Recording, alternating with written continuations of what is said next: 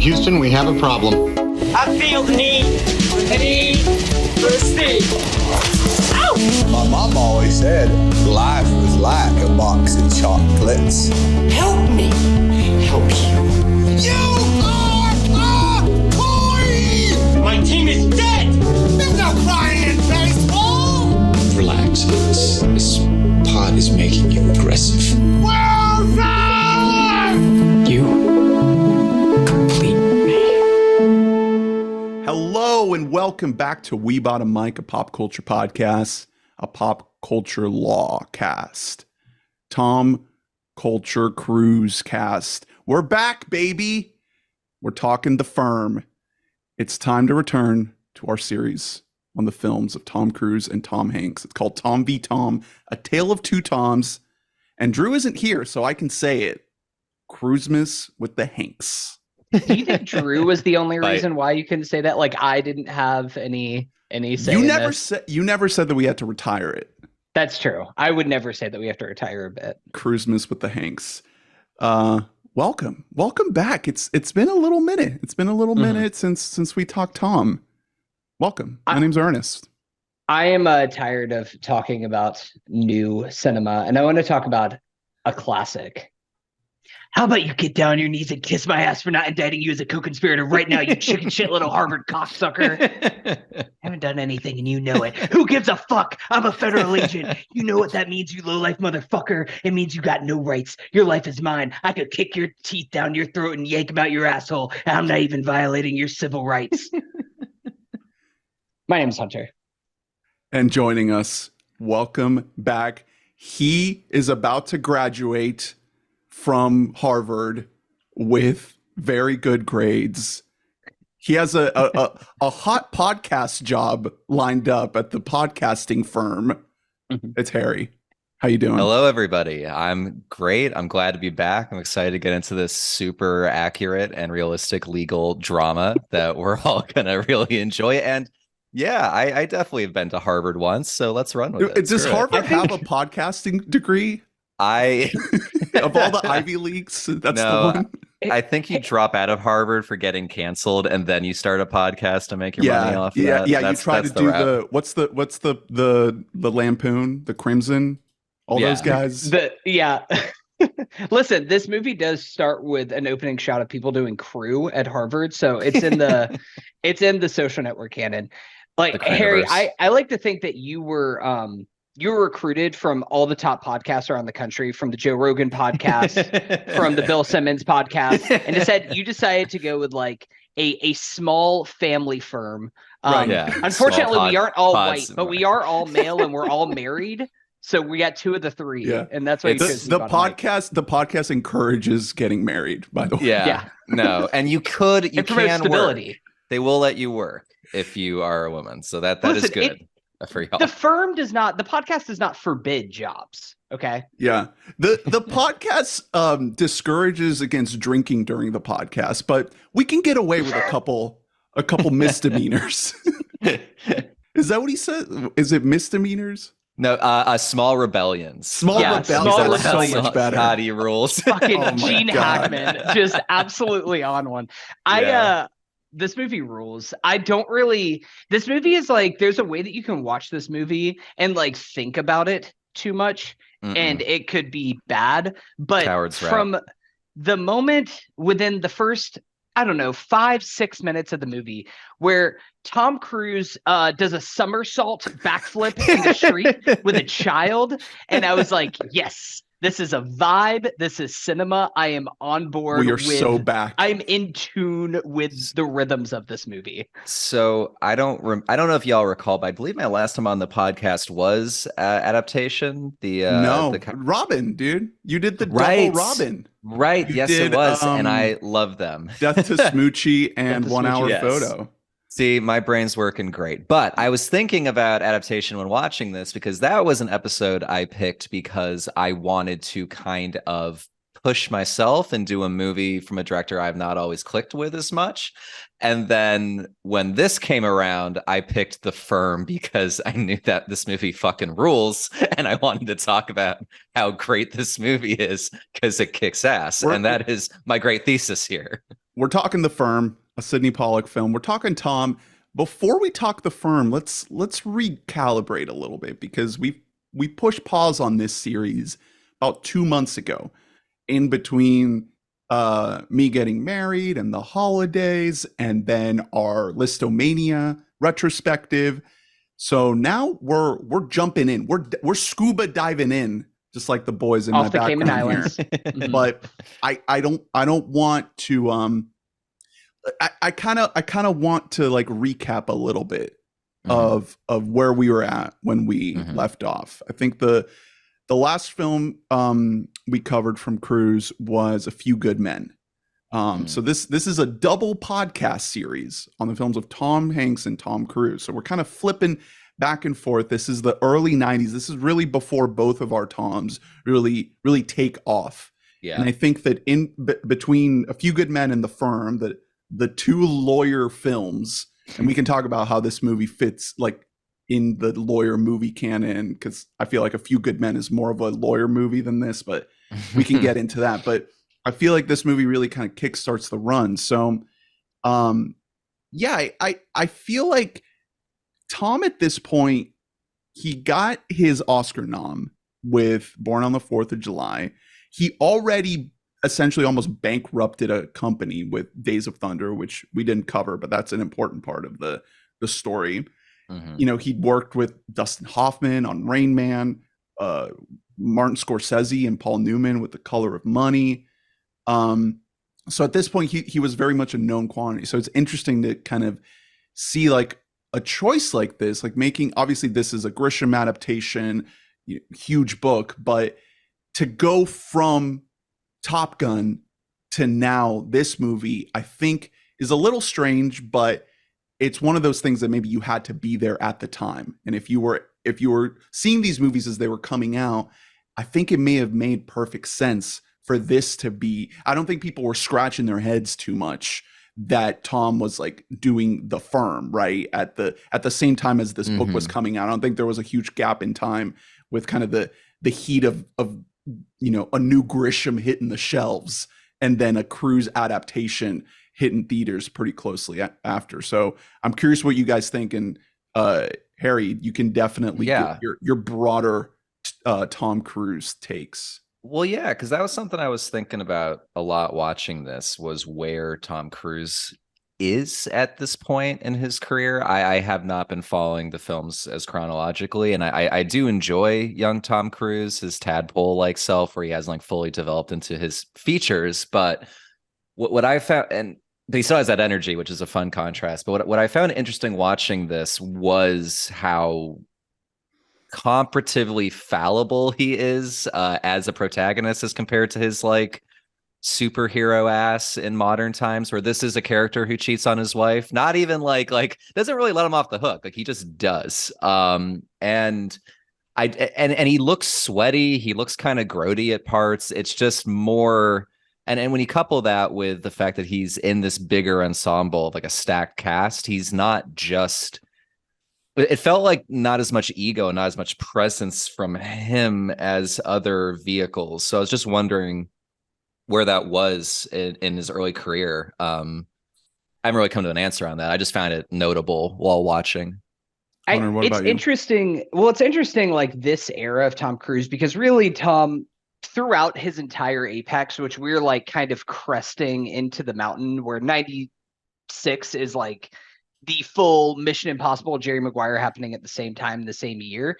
Tom has like these two tracks that he's going at, where he's doing Top Gun, but he's also doing Rain Man, and he's doing Days of Thunder and Cocktail, but he's also doing A Few Good Men and Born on the 4th of July. Like he's able to kind of balance. That's one of the things that made Tom so special at his run, was because he is able to do the highbrow art and the like big popcorn movie. What's interesting about The Firm in particular is that The Firm is probably closer to the latter. It's probably closer to a blockbuster popcorn flick than to an Oscar movie. This movie is not getting any awards. It made so much money. It made 270 million. Holy shit. 270 million, which is also just like, damn, we were better in the 90s. Like, we were better as a society then, that a movie like this could make $270 million. Grant, it is Grisham. 1993 is like the peak of Grisham. Not only does The Firm come out this year, but also Pelican Brief comes out the same year. Wow. The Denzel, Julia Roberts movie. So this is Grisham's at the height, and that's a big thing that is playing into this. But still, the fact that this is a summer release and this made $270 million rules. It rules so hard. And that is like, you can see after this beginning run that Tom is on, every filmmaker and every co-star is like, I want to latch myself to this guy. It was the top 5 highest grossing movie worldwide for 1993, behind Jurassic Park, Mrs. Doubtfire. Mrs. Doubtfire being number 2 is nuts. The Fugitive and Schindler's List. That was this year. Oh man. Also, Schindler's List being number 4 is kind of insane to think about, because Schindler's List comes out now and that movie makes $30 million because of the Oscar play, maybe like 70, but that's kind of the cap of a 3.5 hour. And this is just like a legal thriller, which is the type of movie that used to get made all the time. And on top of that, and I was half joking earlier, but half the reason I responded so well to this movie is this was when I was in like my half schizofugue state year during COVID, when I was watching literally anything on the screen. And I picked The Firm and I didn't know anything about it. And it is such a specific vibe and type of story and like adaptation, like a straight face, no nonsense adaptation of like airport thriller material that we just have not seen this in decades. And it's such a complete different thing that it really did leave a huge impact on me during that year. I think about The Firm, and Tom Cruise is an actor who I always enjoy, but I don't have like those intense personal memories of his movies. Like, he's kind of weirdly like Leo DiCaprio in that way for me, where I've always enjoyed him, but I never point to one of his movies as my favorite. But Risky Business and The Firm were 2 huge highlights for me in 2020. So it's just more personal. And I just, that weirdly, it's, even though it's not like the best Tom Cruise movie, it's one that I have definitely watched more than his others at this point. I really liked it. I was a big fan of this movie. It's a great movie. I had never seen it before, but I had always dismissed it as just like kind of a junky like side thing he did. And it's always kind of a non thing to understand like every single choice that an actor makes, because a lot of times it's just like, they just do it for a paycheck, right? There's so many things you can throw in to any movie star's filmography. And I kind of figured that maybe this was one of those, if anything. But sitting there watching, I was like, man, this movie's cooking. It's fucking cooking, man. We'll get into like all the guys. There's so many guys and gals in this movie just popping staggering up. Number. And you could see that it wasn't just Tom that wanted to do this. Like, a lot of people wanted to be a part of this project. Yeah, so neither of you guys knew anything about this movie going in? Now, as a kid, I read a lot of John Grisham because I read everything, but I didn't realize it was a John Grisham book when I started the movie. Then you kind of have you read The Firm? No, I mean, maybe. It's been a long time. Like, I really... if you've read one John Grisham book, you've kind of read them all, Real talk, memorable. That's not wrong. I mean, when I'm saying I read them, I mean, like, when I'm like 7 or 8. I was very young, and I just... You going in like 3rd grade holding a John Grisham novel is so funny. I'm trying to paint an image of what my vibe was like as a kid. In South Florida, just walking around with a backpack full of John Grisham novels. I'm not Anybody tried to make fun of you, you just hit them with a book. Shut up. I was an indoor kid who just read as much as I could. And eventually I went across my dad's John Grisham novels. He's probably read all of them. I could ask him. I'm sure he's read and the Baldacci books, the whole ecosystem. But no, so the point being though, is when I started watching this, I realized like, oh yeah, this is a very specific vibe. And it's so funny that like such a big movie plays those beats so seriously of like, what do they say? Like the firm's 70% corrupt and like moving trucks and shit. Like only 30% of the clients are above board. And it's like, it's like after like 5 years, they let you in on the secret of the firm. I'm just like, well, of course, if the firm is all controlling like that. We understand. Take a drink every time someone says the firm. The firm. Oh man.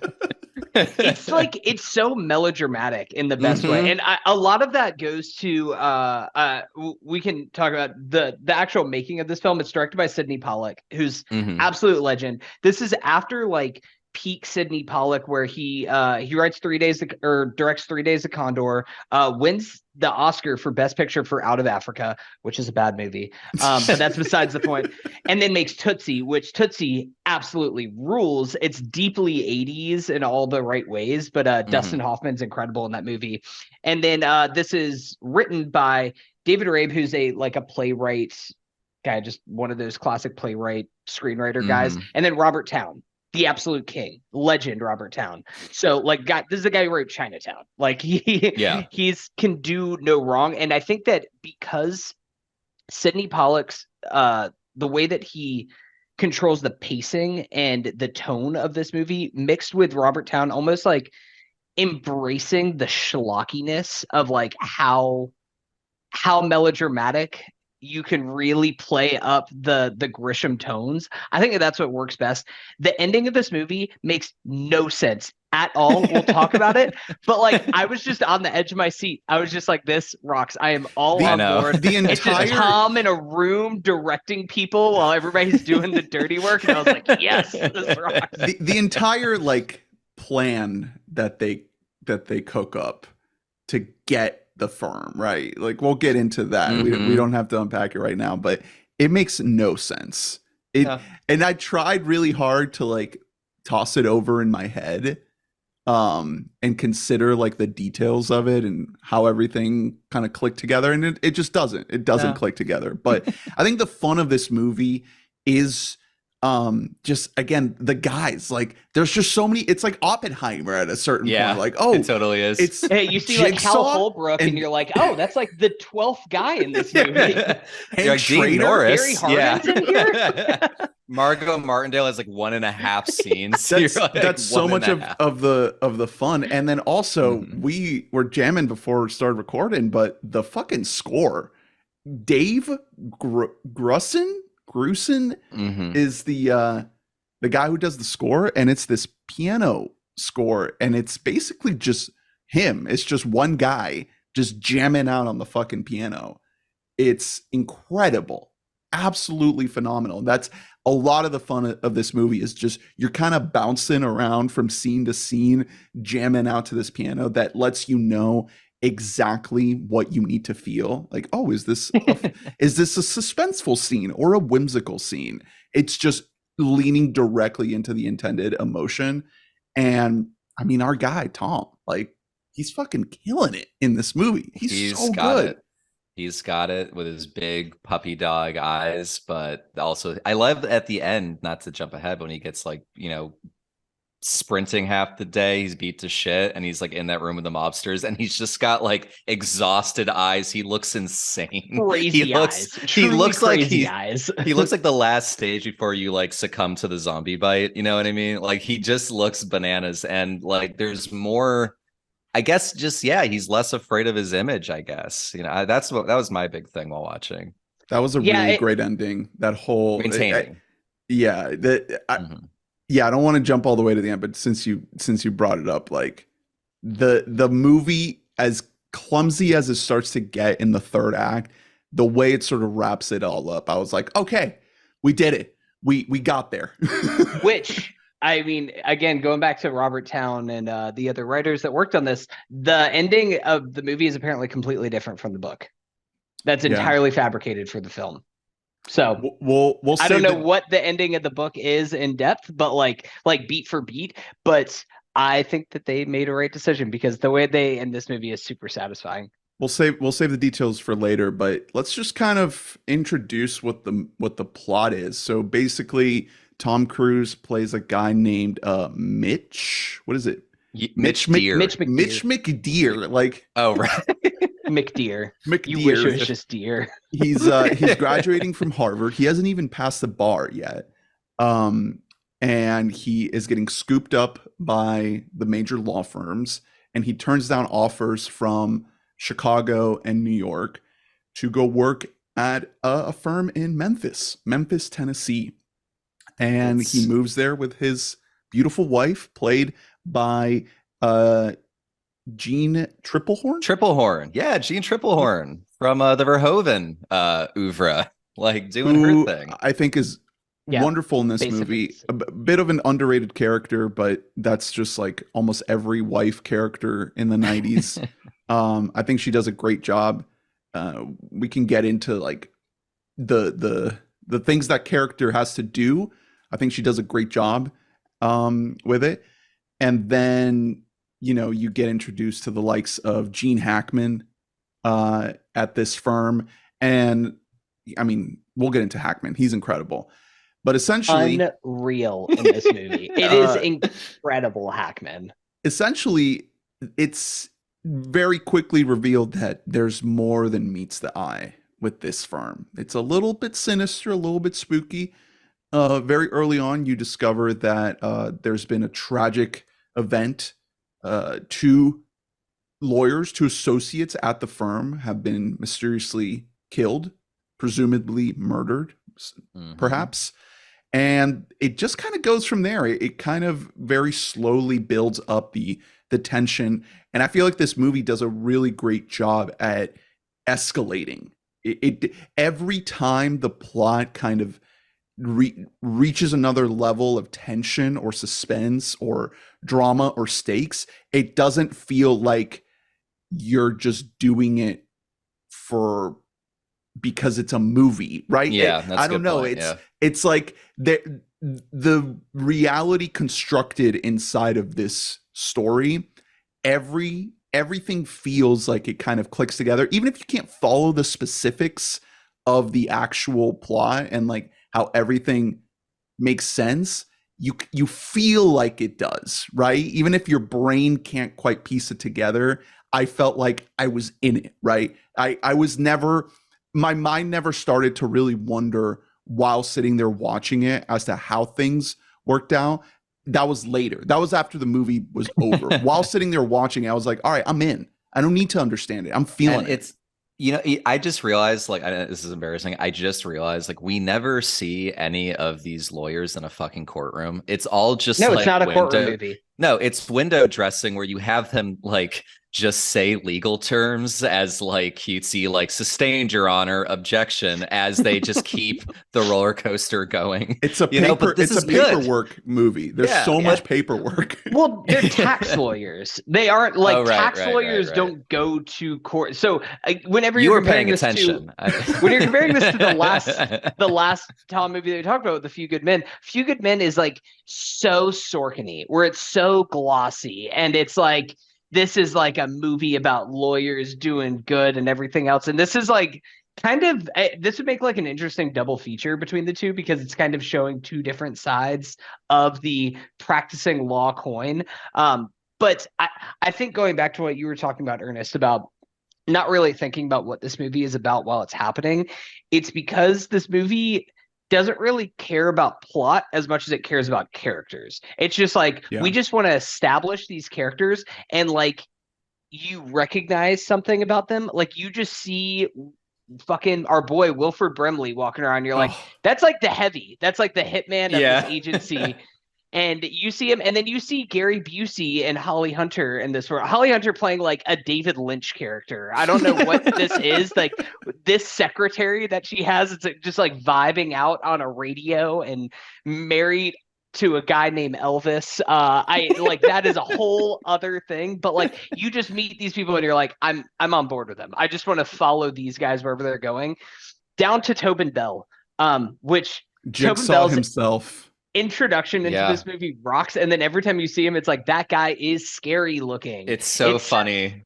They're like, oh yeah, no, this killer is just an ice cold, crazy hair freak, and it's just that just shows Tobin Bell. Like, yeah, I guess that's the closest thing we have to a zombie.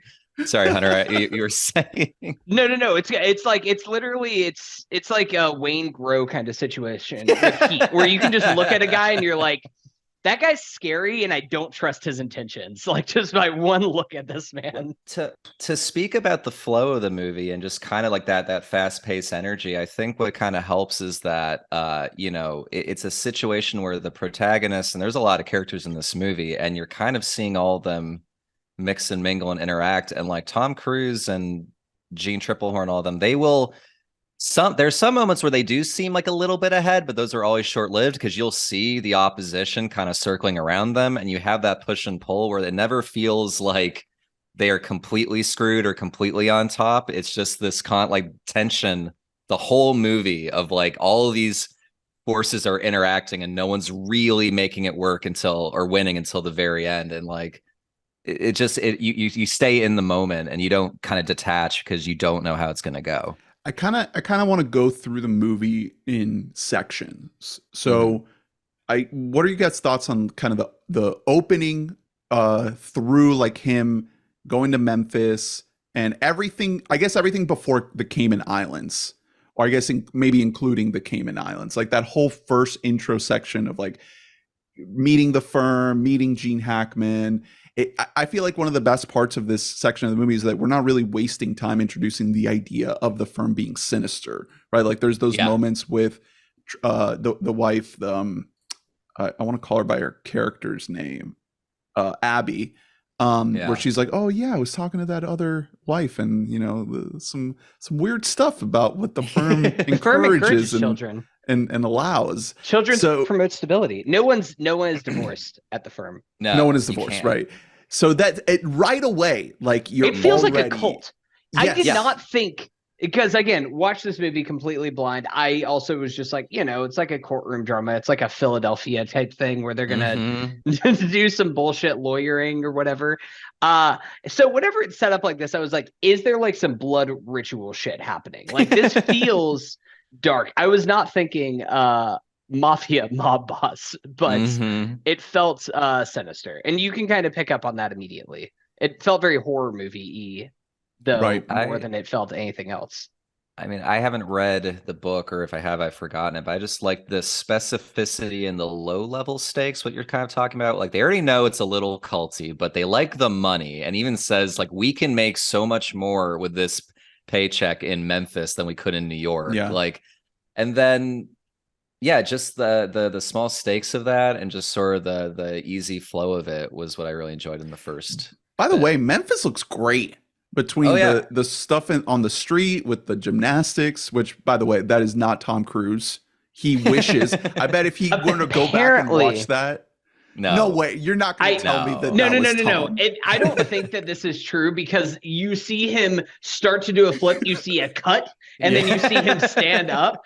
Tom Cruise says apparently he did a backflip. I do not believe that for 1 second. Absolutely not. But he does fall. He does fall from the window at the end when he's on the run. Yeah, you can see that is him jumping out of the window. That's he did do that. Into like I don't know, like a truck full of pillows or something. What the hell was that? I don't know what that was. Wait, why are you not moving this big ass truck? You're parking the big pillow truck outside the firm every day, not moving it. What's going on? These lazy pillow truck drivers messing up interstates. I love the look of Memphis. The rooftop shot with them like getting all cozied up. He like pretends that he's gonna jump. Just the way the sunset looks, like if that's what Tennessee looks like I need to go back to Tennessee. Tennessee is gorgeous. Tennessee is very beautiful. And then this is also when we learn of the tragic murder of the lawyers, which I think is a good moment when he goes out to see his new coworker friend, and he's just like catatonic out there in the yard getting sprayed on by the sprinklers. And I gotta do a tiny shout out because that actor was a main character on Oz for its entirety, which was another thing I watched in middle school. You're a big Oz guy. I was actually a big Oz guy in middle school, and I was like, yeah, the therapist from Oz is here with hair. It was crazy. And then we get to the Caymans, which is a nice little turn in the movie. Like right away, we're introduced to this world of these lawyers having to do business where we know some shady business might go down. And I don't know, this part of the movie kind of confused me a little bit, because I thought that the movie was going to be more about like the specific the about the deaths of those specific people, because that's what it's kind of set up to be a little not bit. necessarily that, more so just like the specific like dark law. That it doesn't really get into the specifics of the law itself. No. The movie is more so about like the FBI gets involved and this firm is doing shady shit, and it doesn't really concern itself with like getting into too many specifics, and if it does, it's not very clear about it. I mean, I don't think going back a second before we even get to the Caymans, like it's one of those things that I feel like almost the movie is like, it has one of those vibes where it's just like, okay, like let's get into the meat and potatoes of this thing. Like it's fun and snappy while also still being like slightly unsettling. Like the people that come in one after another, they're just like, no associate of the firm has ever failed the bar exam. Yeah. No associate of the firm has ever failed the bar exam. It's like, what is happening in this world? Like, why are they all talking like this? And they're not giving you jamming out the whole time, just going insane. They're not like pile after pile of like papers, legal work is just getting thrown on his desk. They're not telling you like the realistic crimes. They're telling you that like, we've killed lawyers, you can't get divorced, and also we work for the mob. And that's it. That's all we really know that the firm does. and no one's failed the bar. And no one sailed the bar, so they have high standards. But also, shout out to Gene Hackman, because to this point, we've had 2 scenes with him. One of them is him at the lunch where he just like, don't drink on the job, and then just orders like 2 martinis as he's sitting there at lunch. And then the second one is when he is openly trying to fuck Abby at the death of his coworker. That's so crazy. He's just trying to hit on her immediately. He's like, people grieve in different ways. Honey. I'm here. A really good moment is Tom Cruise's reaction when he realizes he's getting the drinks. He just looks up like, did you really just big dog me? You know, it's a super funny beat from Tom Cruise. He's great. Hackman is phenomenal in this movie. Yeah. And seeing him and Cruise together, I found a lot to love there, because I think Cruise, you know, like we said at the beginning, he is at this point where his star is rising like hardcore. And Hackman's from a different era of movie stardom. You know, it's not, it's, you could say it's similar to him being with Dustin Hoffman in Rayman, or him being with Paul Newman in The Color of Money.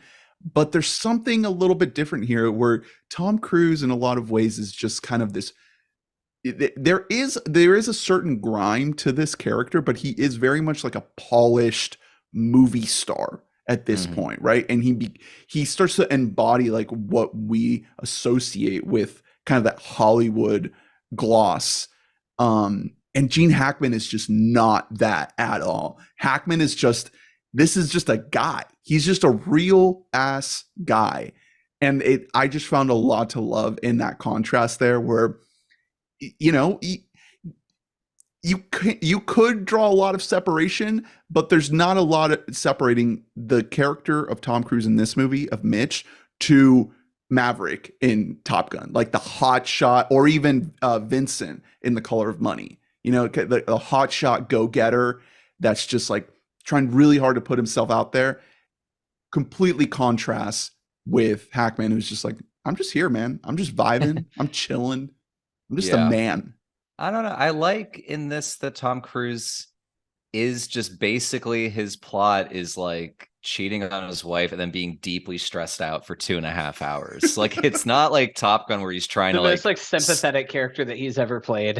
Yeah, it's just a guy who fucked up and just is trying to and feels bad about it for the rest of his life. It's like, feels God, guilt. I really hope my brother doesn't get murdered by the firm. Like, that's his vibe. He's like, God, this sucks. But he it's that desperation and that frantic energy that, you know, he's so fucking good at. And then you've got Gene Hackman being that sinister-ish everyman, but with a lot of heart there, you know. It's a interesting dynamic between the two. I will also say, I mean, again, shout out to Jeanne Tripplehorn, because I think that we've talked so far in the series about the Tom Cruise charisma and whether or not it is existent from character to character, and a lot of that does depend on who he is acting with. I totally buy him and Jeanne Tripplehorn together. Yeah. Like that is a couple that absolutely makes sense. I think they have really good chemistry. I love the line reading that Tom Cruise has where he's like up all night studying for the bar or whatever the fuck, and comes home at like 6 a.m. while the sun's rising. She's like sitting there on the couch, and he's like, "Want to have some eggs?" And she's like, I've already had eggs. And he's like, "Want to have some naked?" Have you ever hit on a woman for real, Tom? But like, it's one of those things. It's like a stupid thing that you would say to somebody for a long time. That's like it's a pickup line, but like not even really. It's like we've known each other for long enough that we have a shorthand with each other. That I found it really endearing, and I wouldn't say that I feel that way for all the times. Every time with Tom and his romantic partners. So you brought up the cheating. What do we think of this scene? The whole like walking on the beach. It's weird. It's weird. It's weird. He like sees a woman about to get raped and then is just like, I need to get in here. How much would it take to feel rich? How much would it take to feel safe? What she said, you already did. Or it's tough. I mean, it's not like it took me out of the movie, but I just kept thinking like I feel like I don't know enough about this character to really understand the motivation here. It's just like how horny is this man? You know, how powerful is this seduction right now that you can't just walk away?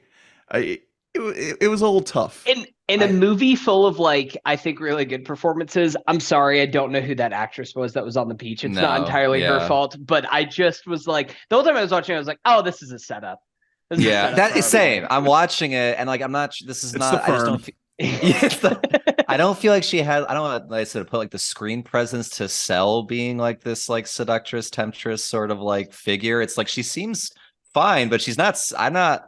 Tom, come on. Like this is clearly a trap. Like come on, man. You know, what if he suspects that it might be? Because he's a lawyer. He's a smart lawyer. You know, we're led to believe that this guy's not an idiot, right? He's top of his class, not 5%, top 5 in his class. So it's like, you know, maybe he's like, you know what? The pussy might be worth it. So what if it's a setup? I think it's safe to say that this is a thing in the movie that is just you feel the plot movement of it more because the actors aren't selling it, but also like for me it was almost kind of charming that this was even like a plot function, because this kind of thing does not happen in movies anymore. Like just a hero just fucking it up royal in like a very clear, unabashed way, you know. So that was like a salve to the awkwardness. But anyway, I wanted to one thing that I did see, as far as this is another deviation from the book to this, is that in the book he cheats on his wife, but his wife, he never tells his wife that he cheated on her at any point. It's a thing that he just like feels guilt with and carries around the stress of it all the time. At one point, I was reading this before we hopped on here. They deliver to his house a like manila envelope that says like "do not bend" the photos. They deliver it and it has his wife's name on it, and he's like freaking out, losing his mind that like she's gonna find out, and it's an empty folder.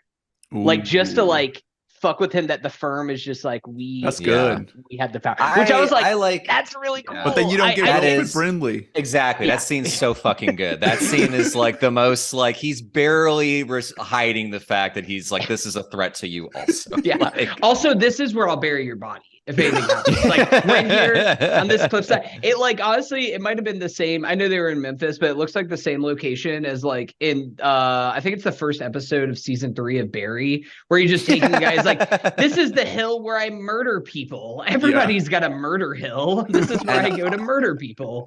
And also not to just make it like straight, you know, just like, oh, look at this actor, but it's very we haven't really talked about that's fucking Wilford Brimley being like the fucking heavy, like sinister, like arm so of good. the firm. Like, it's super fun. So the next section of the movie, so they get back from the Cayman Islands, and right away we're introduced to David Strathairn, who plays Ray, Mitch's brother, who's in prison. And this is when I kind of started to sort of sit up a little bit and pay a little bit closer attention, because I love David Strathairn. I feel like he doesn't work enough there. I don't know what it is.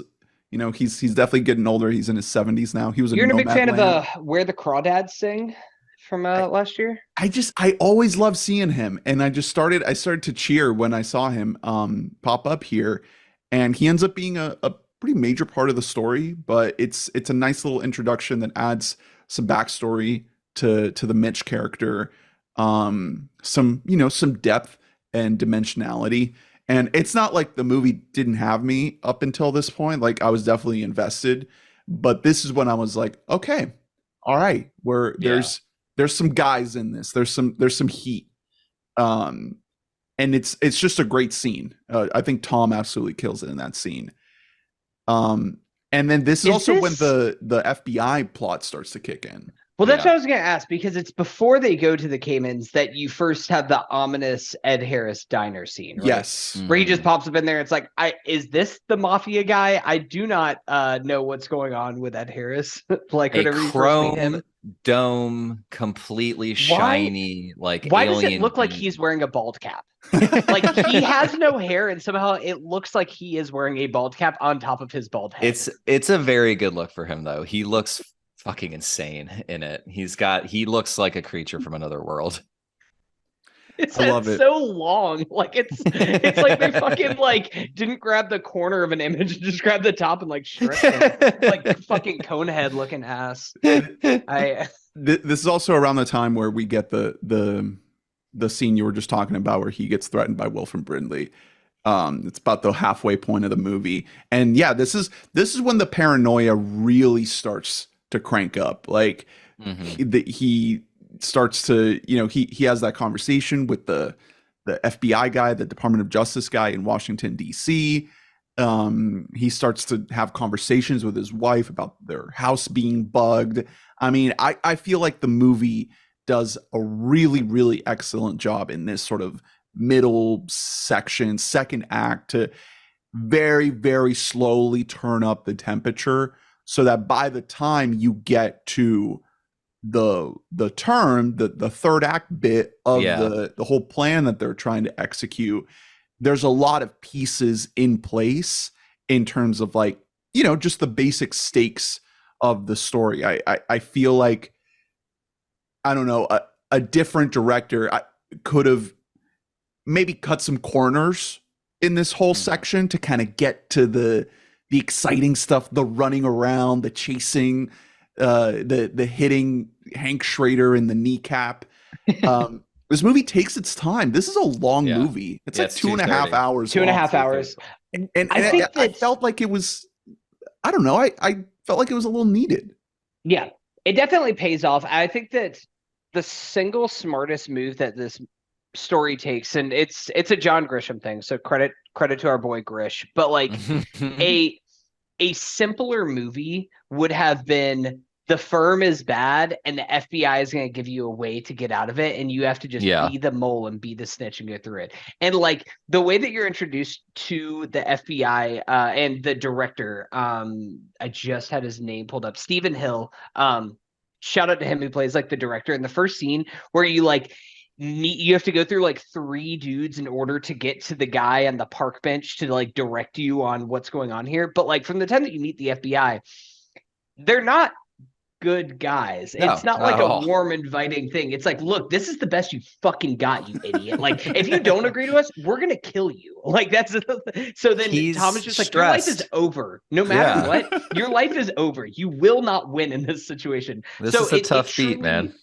It truly creates one of those things where you are in the sense of Tom, where like immediately afterwards, he like goes and tells the firm just to see how they react to it. You can feel like he's just is kind of fucked either way, and he's just stuck here in this middle ground where it feels like there's no right.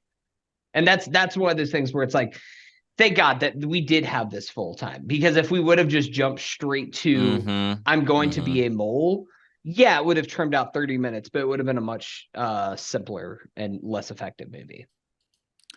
Yeah, I think the other big thing here is the Gary Busey stuff. Yeah, we haven't talked about Busey. Busey and Meg Ryan. So basically, Holly it starts. Hunter, not Meg sorry. Ryan. Oh my I was gonna god. say, where was Yeah. she? I mean, that's a big movie, but I didn't catch Meg Ryan. No, I got Holly Meg Hunter, on the mind. Another staple of this series. Just a scuzzy, beautiful little segment of the movie, by the way. Everything going on there. She was nominated for an Oscar for this movie. Wait, why? Which is All right, Wait, what? Yeah, She- really? What? yeah. This movie was nominated for 2 Oscars, including Best Supporting Actress and the score. Which honestly, the score should Let's have go. won. Yeah, let's fucking go. I mean, I guess this was the year of Schindler's List, so that probably cleaned up everything. What if I would have loved if they gave it to The Firm over Schindler's List? Fuck John Williams. Yeah, you're out. Fucking hack. It's Firm time, baby. Holly Hunter just bring in another temperature, another just degree to this movie. Which is already cooking with so many different ingredients. It's just like, you got Brimley, you got Cruise, you got Hackman, and then Hunter just comes in. And this whole like private detective subplot, I think, is done really well, because he meets with Strathairn. They kind of talk about like, what's at stake here? Is it an option to leave? No, that's why they killed the other guys. Oh, you got the FBI breathing down your neck. There's so many angles of opposition coming in here that he comes to Busey with a little bit of desperation. And what a wild little sequence there with Busey getting fucking shot up. Like That Jigsaw and Hank Schrader. Hunter under the table. Which, by the way, do you guys know what Tobin Bell's name is? His character name? They never say it in the movie. Tell me. The Nordic Man. Oh my god. That's so cool. That fucking rules. He does look like a Nordic man. No, it's just such a good. I mean, this is a fist pumping movie where you got this very scuzzy question mark of a character just goes out swinging. And you're just like, yes, like, let's go, Gary Busey, you freak. And then, that's for me. That's when I'm like, okay, now we're cooking with some gas also. Seeing Holly Hunter kiss Gary Busey was a little upsetting. Yeah, and that's why she got nominated. It was like a trophy, like hey, you've been through a lot. That's real character. You give a lot acting. to your craft. Yeah. You took a fall for all of us. But kind of going back to the point you were making before, Hunter, like, one thing that I thought about the role the FBI serves in this story is like, I think it sets up the conclusion really well, where he, I don't think we should have like a separate spoiler section. We just got to talk about the movie. Yeah. Because this podcast is, if you've seen the movie or if you don't care about the specifics of the movie. But the conclusion of the movie, where he is lawyering, doing his lawyer thing to the mob to bring the mob into him. Like he nails it, right? Like that final sequence, I think, is a perfect way to wrap up the movie. And I think it's set up really well with this idea of like, who's the real mob? The behavior of the FBI in the movie, the way Ed Harris plays that character, it is very like mafia guy. And there's even a moment. Thuggish. Yeah, there's even a moment where he like he threatens him. Yeah. So it's like, it's not very clean cut, good guy, bad guy. It's well done. Well, the gray areas. I took it more as like just two bad areas. Like, it's not like there's there's no good cop in the story. It's just bad, and Tom Cruise stressed the hell out. Like, how do I get out of this? And then the greatest wrinkle being he can't just. I think there is a good cop, and it's the ship guy in the Cayman. He is a good cop. That guy, he's a good dude. I liked, but he the can't even. boatman.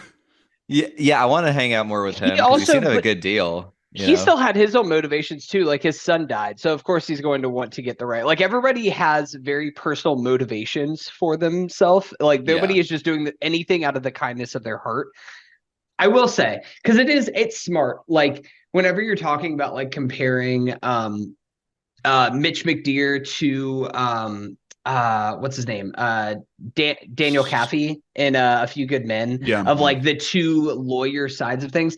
It's very smart, the whole like, I'm going to be fucked here unless like I get them for overbilling and for mail fraud, and that's how I will like, I'll use my lawyer skills to get above this. I did write down while I was watching this that like this is some like peak like lawyer pilled bullshit of like I will find a way for justice within the law. That's what's right. Yeah, It's like some fucking like Hillary Barbie fucking we'll take the high road coded bullshit that I was like, this is the most unrealistic portion of this entire film. Every dad in America started pumping their fist when he said, he's like, with the way we can win this there will is be justice. He's like, we can win this if we follow.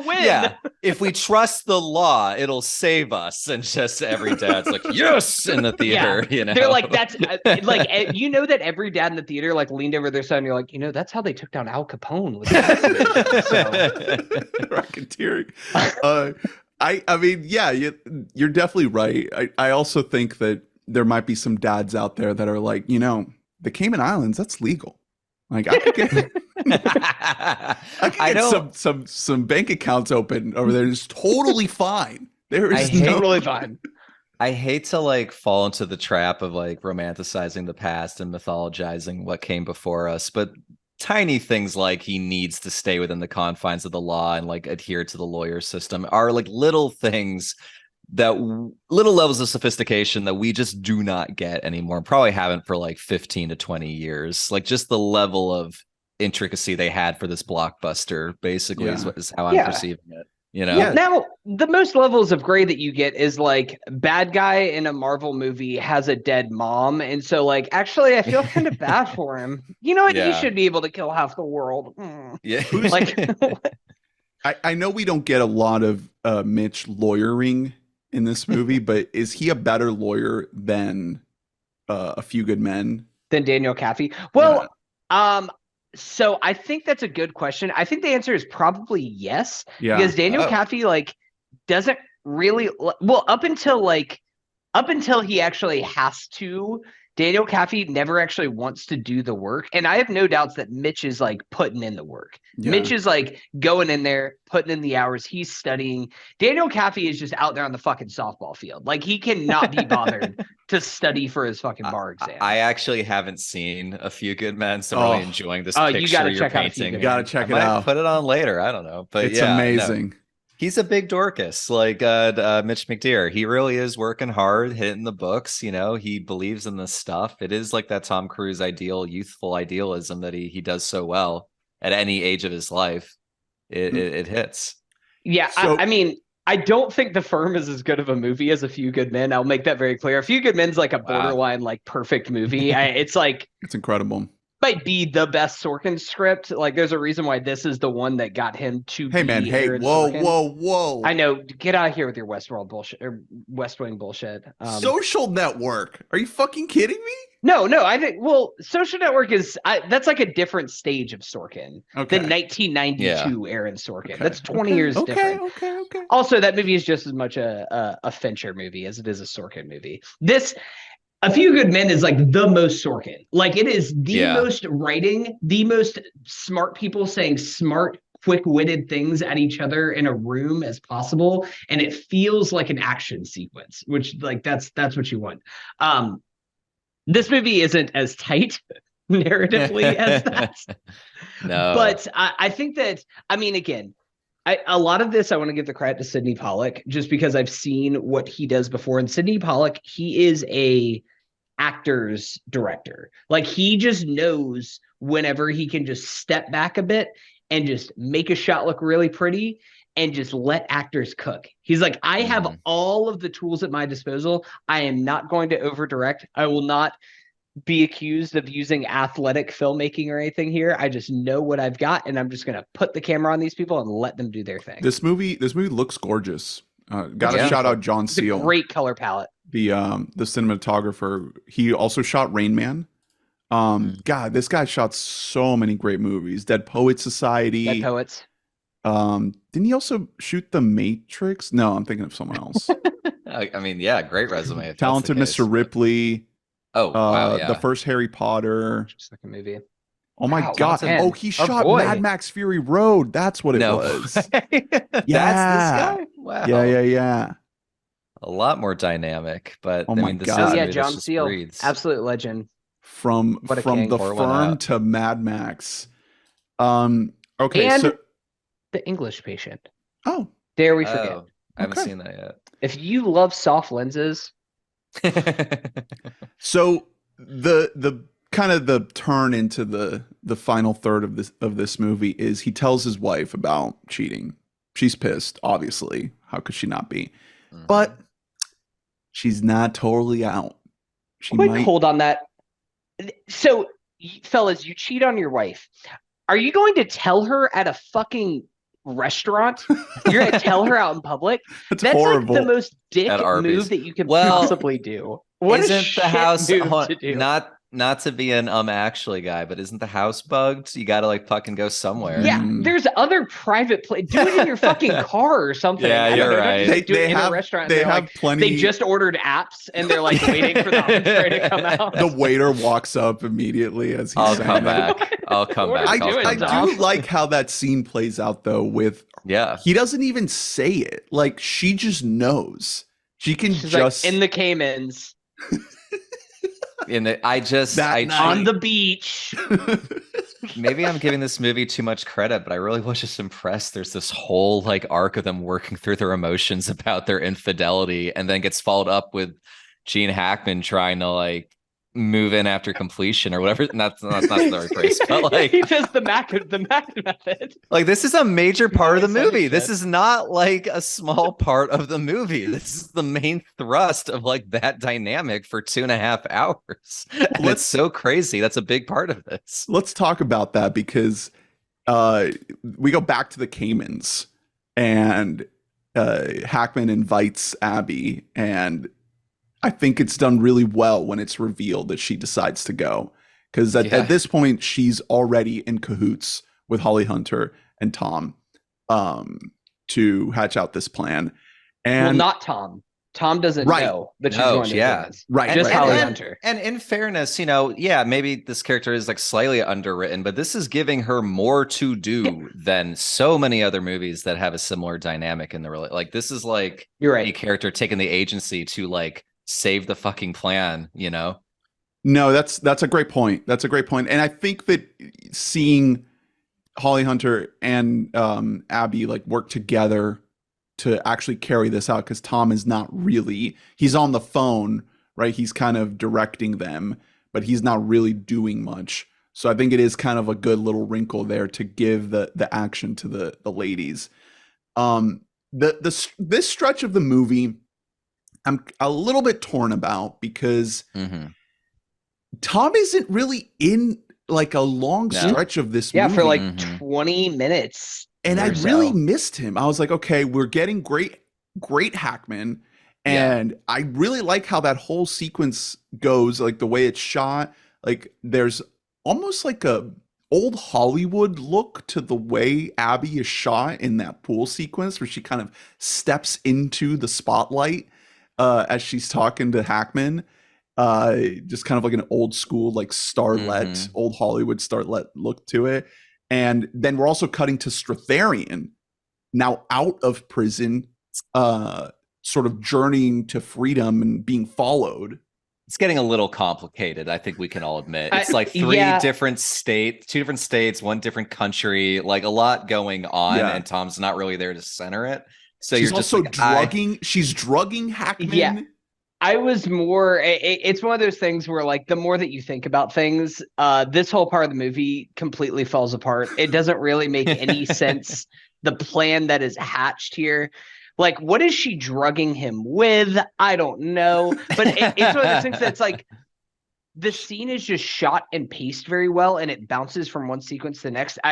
Ernie, I'm glad that you brought up the way that it looks down there, especially the outdoor scenes in the Cayman Islands. But whenever I was watching it, I wrote down something. It's a quote. I think it's from Andrew Lesnie, the cinematographer who made the Lord of the Rings movies, where they talk about the like, where is the light coming from? Yeah. Because nowadays, and modern movies, everything is so focused on natural, realistic lighting of, like, so we have to have a fucking light dark. source that is, everything is dark. And if we're having a light source, it has to be coming from a light in the room or from some kind of a natural, where you can depict that the sun is coming from over there. And Andrew Lesnie has this famous quote where he's just like, where somebody's like, where's the light coming from? He's like, the same place the sound is coming from. Well, like, that's why the Lord of the Rings movies look insane fantasy worlds, is because they are lit otherworldly.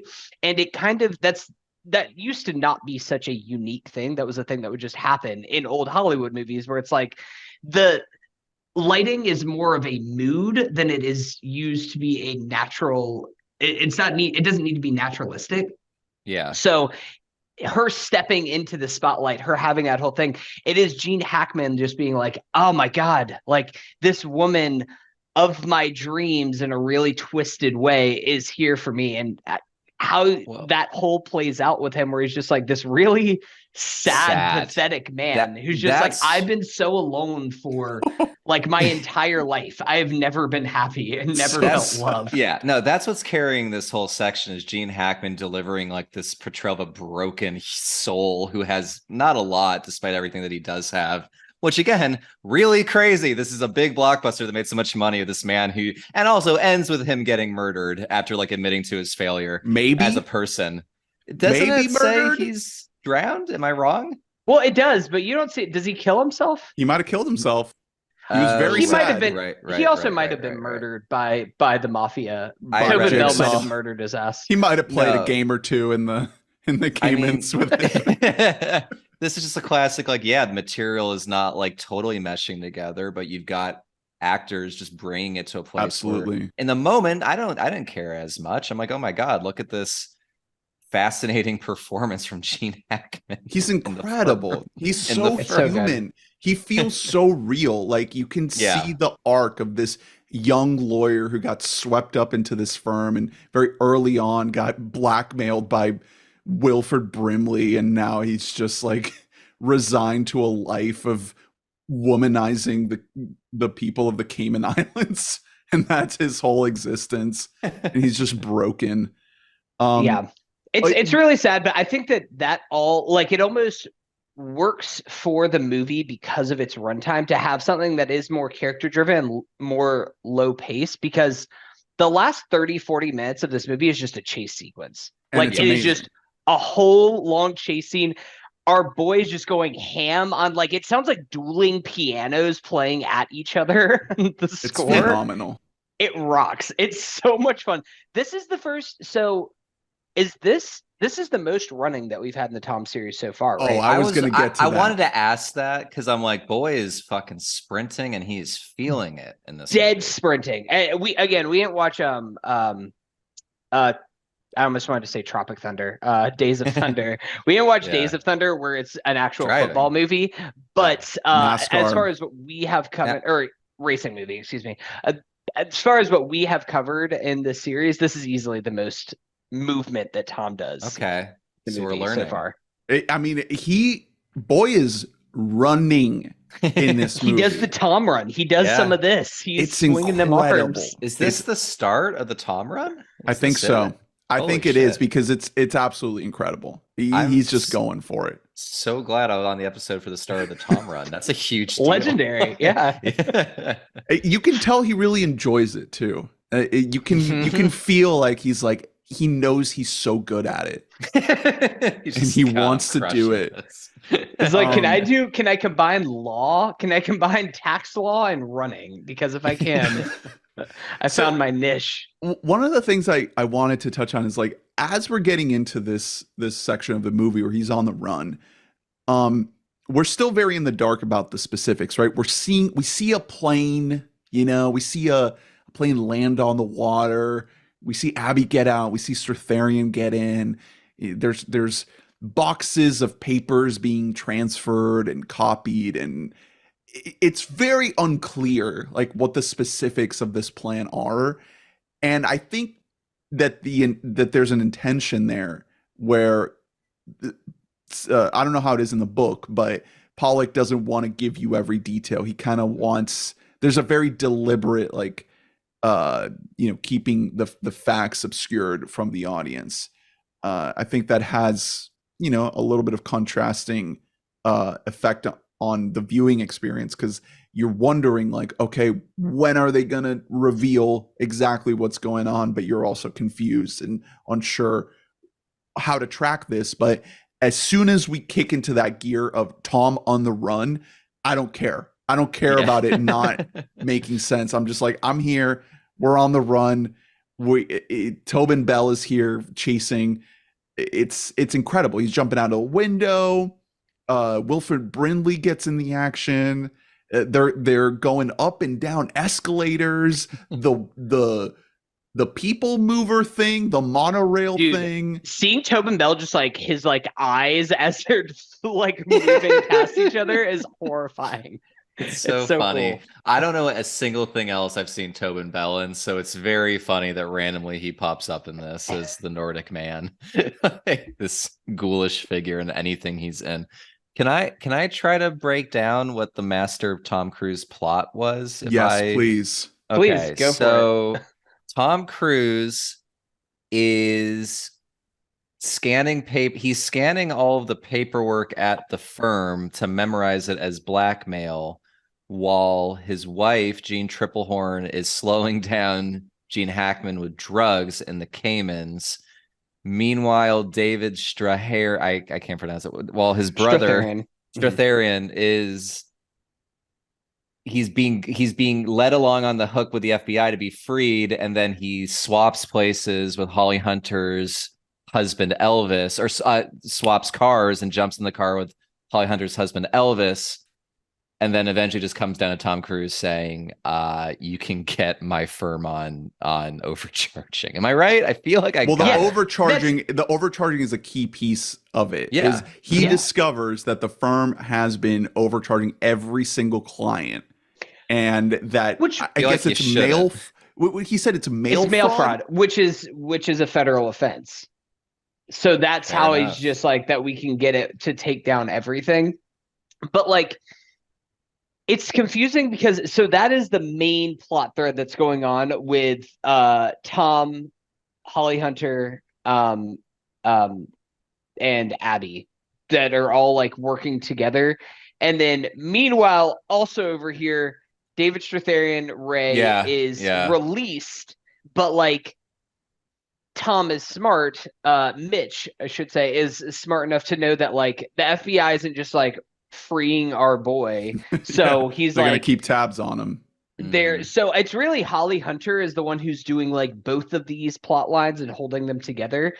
But the only reason why they get this far in without getting caught is because the fax machine next to Wilford Brimley runs out of paper, so the paper gets too coiled and then rolls up under the fax machine.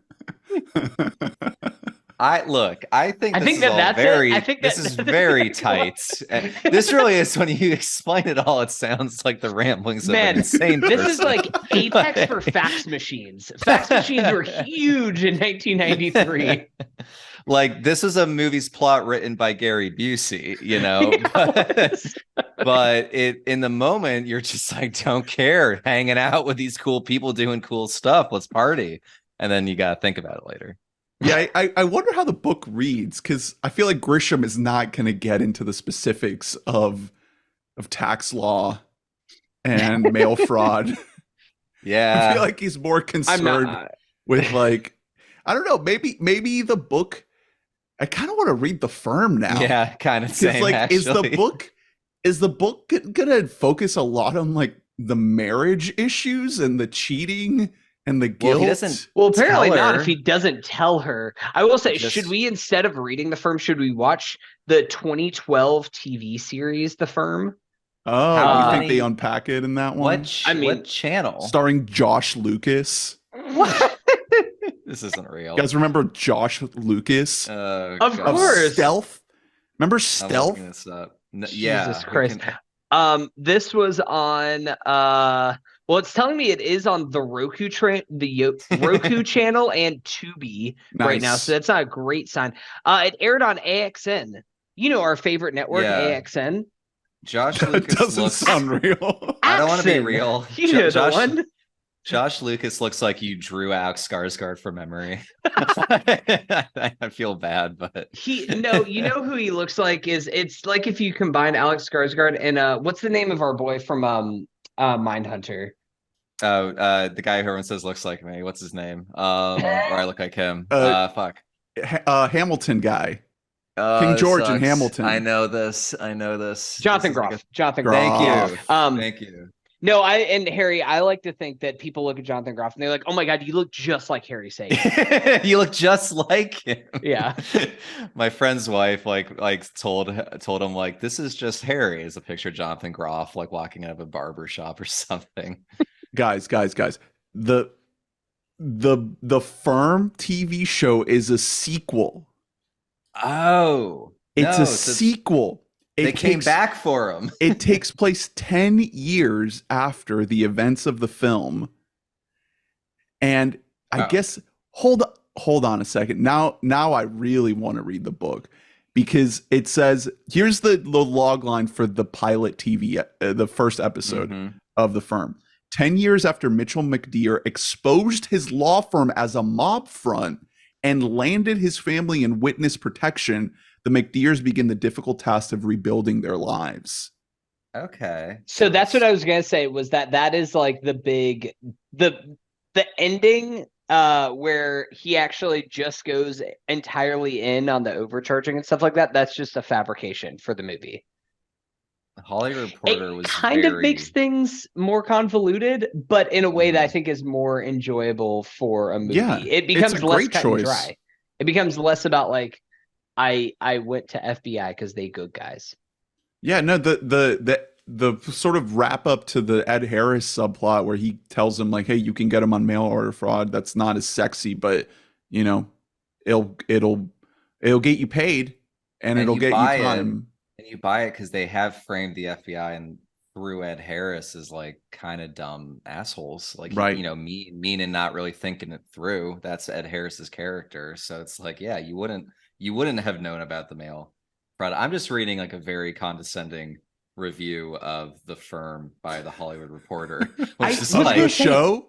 Yeah, the show saying The Firm it still doesn't averaged 20 years. It says The Firm still averaged 20 years later. I'm like, come on. I was reading some reviews afterwards. Our boy Ebert gave it 3 out of 4 stars, so he was okay. Yeah, he was all right. There we go. There was a lot of pans of this movie whenever it came out. That's fascinating. Like there was quite a few people that were just kind of like it's very trashy. melodramatic. It's very like you've got to be on the tone with this movie. I also think that it's elevated because Sydney Pollack is at the helm, but also this is a guy who is like a multi-nominated best director, so people might have been thinking of something that was a little bit shinier and more prestigious. And this is trying to have more fun. But I'm watching this in my COVID stupor in 2020. Like, why are we not all talking about The Firm all the time? Do you see all these people in this very well-made movie? When Tom is just hanging on by a pole and then jumps down on Wilford Brimley and starts beating the shit out of him, you're like, yes, cinema. Also, that whole sequence is just really cool, really well shot. The whole like breaks through the glass so that it like creates the allure of searching around the room a little bit and everything. Just really well paced, well shot. We get the slow-mo shot of Wilford Brimley shooting gun and then like a sheet that's hanging up for some fucking reason in the pipe room. You know, why did you know even all go buildings in have there? a pipe room. All buildings have a pipe room, right? Where all of our exposed piping goes. You gotta put them somewhere, dude. So yeah, it goes in the pipe room. I see no flaws in it. Did he murder Wilford Brimley? Is anyone gonna find him? No. Yeah, he's not like young. He's not like able to like get home probably. Yeah. I think that might be. I That would might say he's be like it. the healthiest guy in the world. He didn't immediately call the cops after. I don't know. He- Maybe he Wilford looks- Brimley yeah. comes back in the show because he never actually gets killed. Yeah. I like the idea of like a post-credit scene of just like his lifeless body and like a wide shot of his back. His eyes open. And so does Jigsaw's. The Nordic They're man, both yeah. back. So yeah, the movie wraps up with him kind of making up with his wife. They're back together. She forgives him.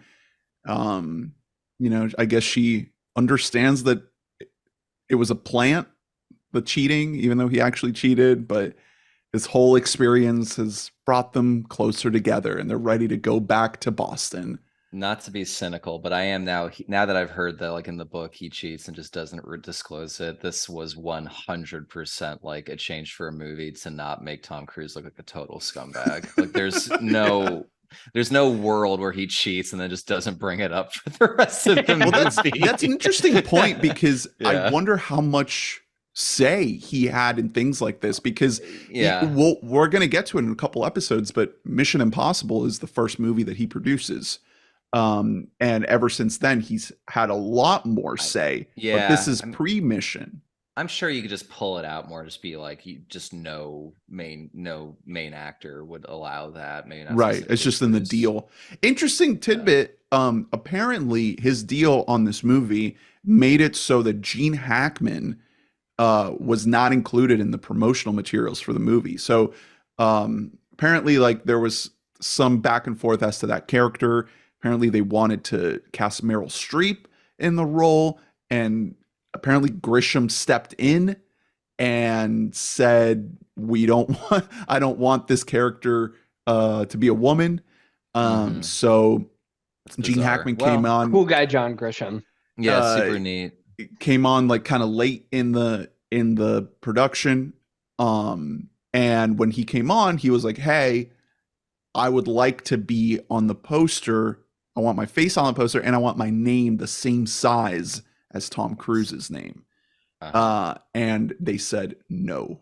I believe this is Paramount Pictures.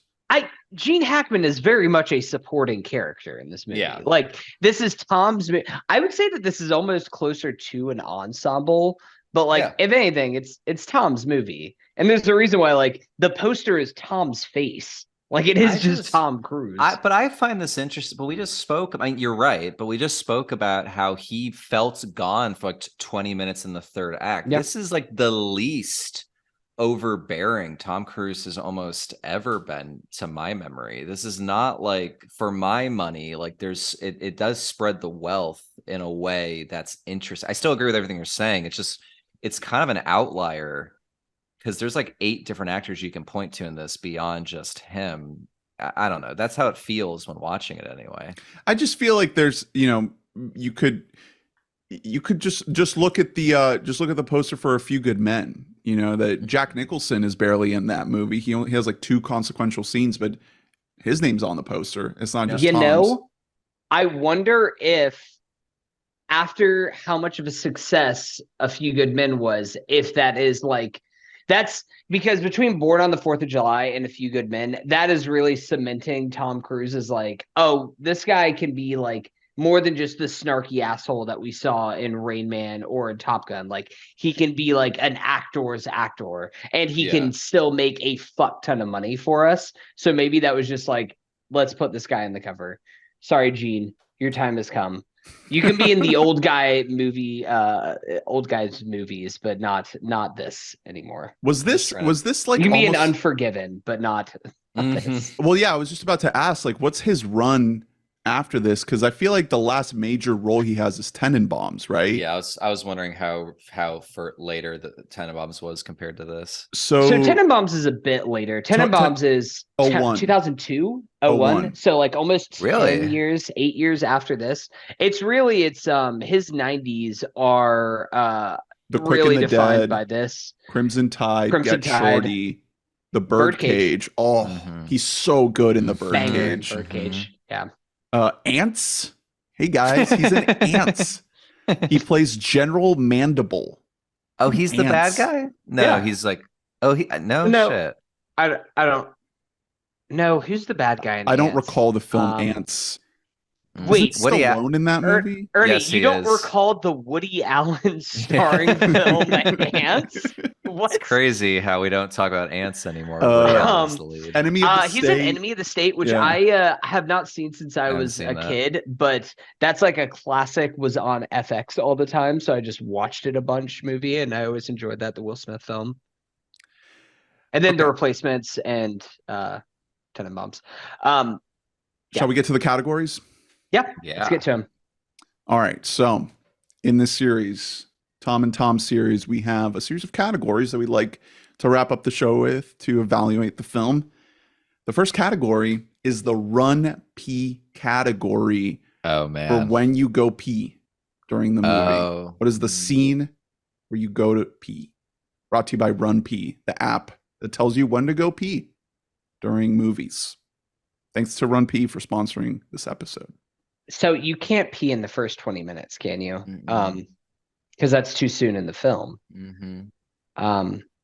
That is the most skippable, because you can jump right in and then you're like, I get who these characters are, but that's too early in the movie. So we got to do something a little bit more in the thick of it. Maybe it's the run in between after he talks to the FBI, and then you like go pee while he's talking with the firm and like telling them that the FBI confronted him, and you come back in time for him coming home, cranking up the music and whispering in Abby's ear that the house is bugged. That's like a good 2.5 to 4 minute stretch there to give you to go run pee. Yeah, it's 2.5 hours. So I feel like you could be fine and not have to go again. Sometimes I like to pick moments that are a little bit further into the movie, but it's really tough with this one because the second half of this movie, like, you don't want to break that escalation, right? Part of the fun of this movie is not having a moment to settle, because you're kind of just like building and building and building, and to break that it kind of would ruin it a little bit. I'm gonna say when Tom Cruise gets one over on Ed Harris at the dog track, because I feel like that's mostly establishing that Ed Harris can't go the normal ways to bring the hammer down, which is fine. It's super fun and entertaining, but it's more of like saying it's tidying up like a basic thing rather than like really pushing things forward. That's the pick. That's the pick. Cool, as soon as that scene ends, as soon as we're out of that dog park scene, that is the scene, because you'll miss a little bit of like the them arguing over, because at that point she knows about the cheating, so you'll miss the scene. You'll miss the scene of them outside, like having it out, and she's pissed and she says that she's going to go with her her parents' house.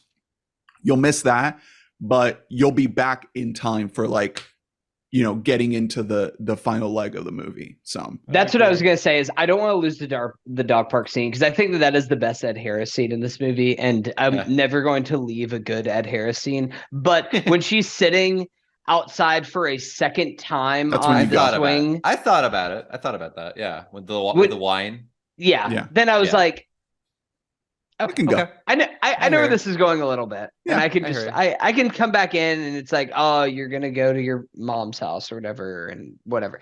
But or maybe that, because does that go straight into Hackman trying to pick her up at the schoolyard? Yes. No. It's very close. Slight break in between. That's a scene where he says, like, I know how to get out of this, and she's like, fuck off, you still cheated. But but I don't. Yeah. Whatever you want to do, Hunter, man. I trust your bladder to make the right choices. I don't want to listen. I hold it, and I just go there and like, the last act of a movie. But I'll hold Tom's it. running, and you're also running, but not to run pee. Yeah. Listen, I just go right there in the theater. Fair enough. Me too. Shout out to Regal. Okay. Next category is Tom always swap. clean up my piss. The Patience of Angels. What's the next category? Tom swap. Could the other Tom do this role? Could Hanks do this role? I think absolutely. He couldn't run. There would be no sprinting around Memphis. So the problem is, I think he could do it. The problem is, and we're going to talk about this when we talk about who like recasting Couch with Tom, but I think you have to have somebody who's young for this. Like they have to be a young whippersnapper, and you have to buy them. I have never once bought Tom Hanks as a young whippersnapper, fresh out of college. So also, I can't picture a stressed Tom Hanks. that's I can't. I really can't. I don't think Tom Hanks can do the last act of this movie. Like the last act of this movie. Yeah. Does Tom Hanks ever have a chase scene in his entire filmography where it feels like he is on the run from something? He's chasing Leo and Catch Me If You Can. He is chasing, but is he ever the chasee? Is he ever being chased?